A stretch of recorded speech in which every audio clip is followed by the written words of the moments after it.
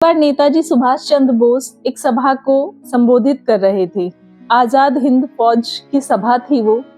वहां पर नेताजी ने कहा कि राष्ट्र के लिए सर्वस्व दान कीजिए, यानी कि राष्ट्र के हित के लिए सब कुछ दान कर दीजिए।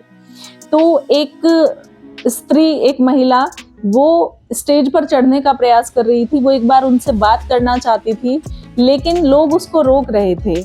नेताजी ने कहा कि इनको आने दीजिए। अब वो स्त्री ऊपर गई और उसने अपनी साड़ी के पल्लू से 3 सिक्के खोलकर उनको उनके सामने रख दिए, नेताजी के सामने रख दिए।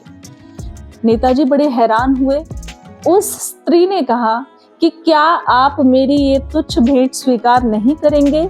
मेरे पास जीवन भर की कमाई सिर्फ यही है, यही 3 रुपए मेरे पास हैं, और जैसा कि आपने कहा कि सर्वस्व दान कीजिए, तो मेरा सर्वस्व यही है। कृपया आप मुझे मेरी भेंट स्वीकार कीजिए। अब उन्होंने स्वीकार तो कर ली भेंट, लेकिन उनकी भेंट लेते वक्त नेताजी सुभाष चंद्र बोस की आंखों में आंसू थे। वो स्त्री वो 3 रुपए देकर चली गई। आजाद हिंद फौज के दूसरे सैनिक ने नेताजी से पूछा कि आपकी आंखों में आंसू क्यों आए?